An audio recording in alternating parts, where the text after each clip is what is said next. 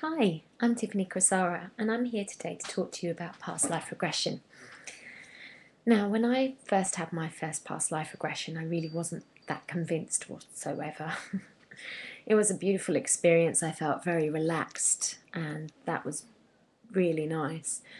But she asked me questions and I was conscious, and that wasn't what I expected.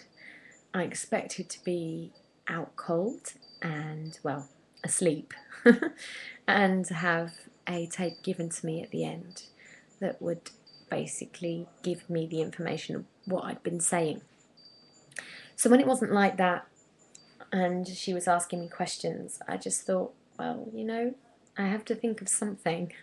So I really wasn't convinced that it was just not my imagination. So a couple of years later, I had the chance to go along to a past life regression workshop where we explored more than one life. And each time I thought, right, okay, I'm going to be this and I'm going to be that, like a can-can dancer or a cowboy, or something I'd always wanted to be. And every time I went under, I wasn't that. And when that happened, I thought, whoa, okay, all right. There's something going on here that I'm actually not in control of. There's something more than me here. One of those lives was incredibly boring. I was bored to tears, so much so I was trying to pop out of it at any given moment by trying to get into another life. And I just couldn't. Every time I thought I was about to pop out of that life, I'd pop back in it again. I was this old woman in a stately home and I was bored and I just felt like nobody loved me. I had servants and they were just there because they were paid to be there. And I was just like, oh gosh, get me out of this life. I really was not happy at all. Little did I know that when I turned 28, a couple of years later after that, that boring life was going to become probably the most important past life recollection I've had to date. Now, I was reading a book and on it had basically this paragraph or so that you would record onto a tape to regress yourself. I hadn't even got that far. I just flicked my eyes over it and wham, there I was in the garden of this stately home. This time I was a lot younger and I was like, oh my gosh.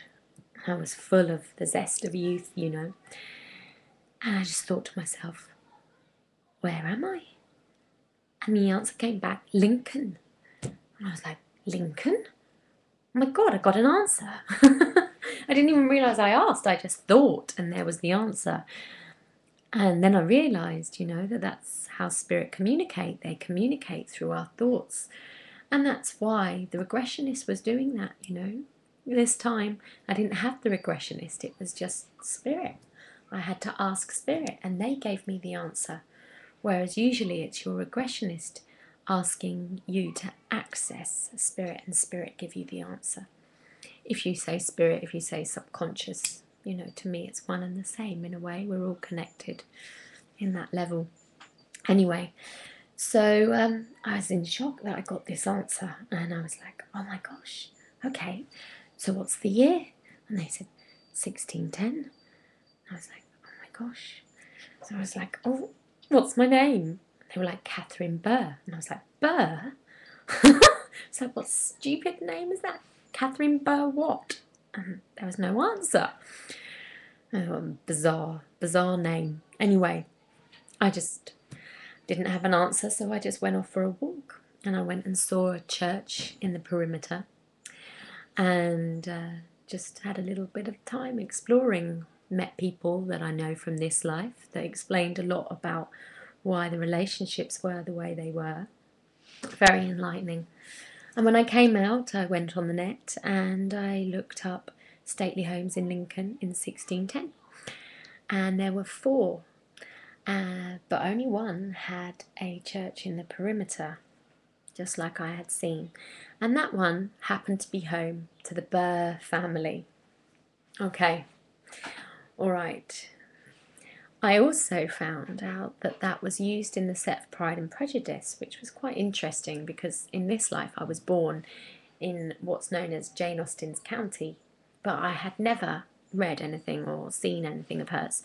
So I decided to get out Pride and Prejudice and watch it, just thinking that I wouldn't actually see myself, I would just get a look at my old home, a bit like Through the Keyhole.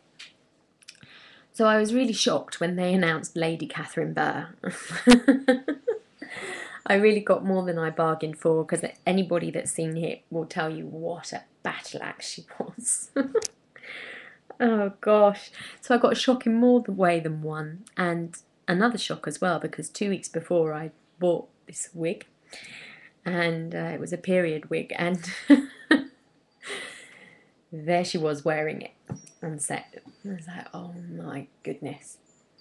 So anyway, being Saturn return and being interested in astrology, I was studying my astrology at that time, and my South Node, which means where your soul has been in the past, was in the first house, which is about the self, and in Aries, which was about the self.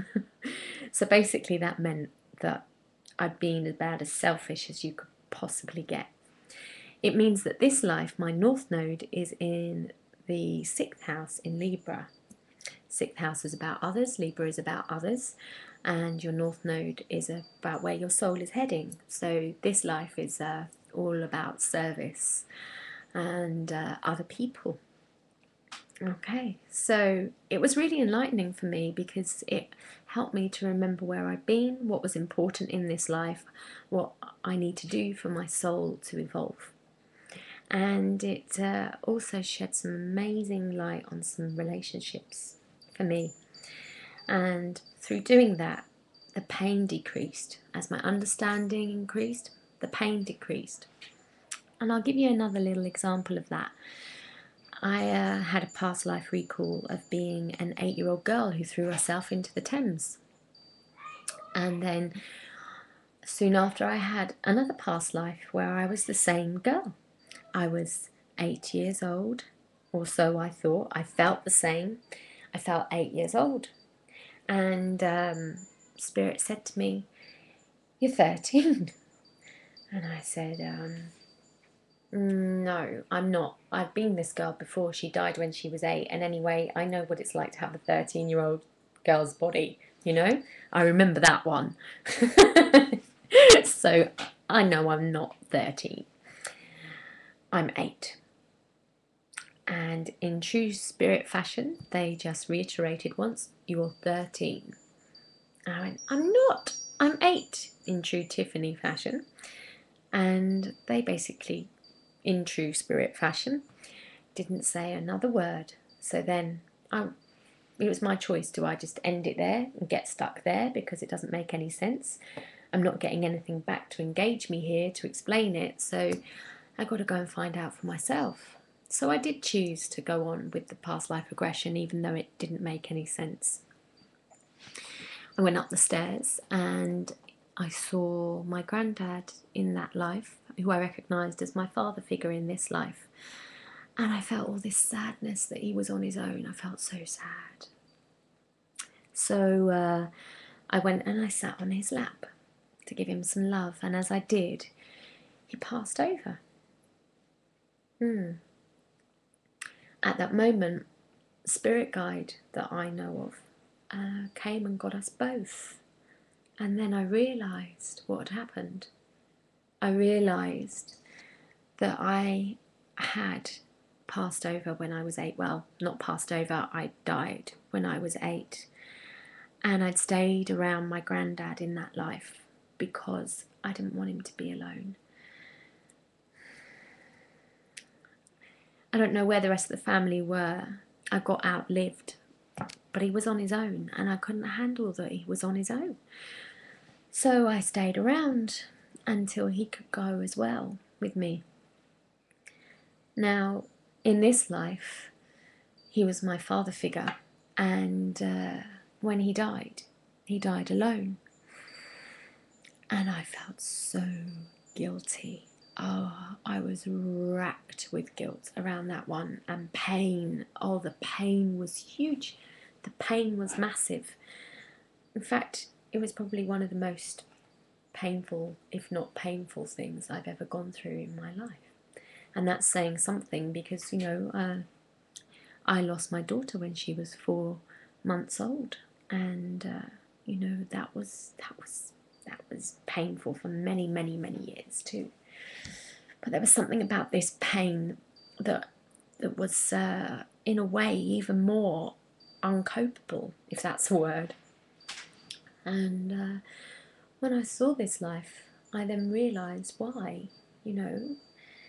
If I couldn't cross over without him, if I couldn't leave him alone and I was earthbound for 5 years until I could pass with him, then it made sense that in this life I had to leave him alone. And I then realised that I wasn't to blame so much, that there was a bigger picture. The why was explained, the understanding was there, and the pain shifted. It shifted massively for me.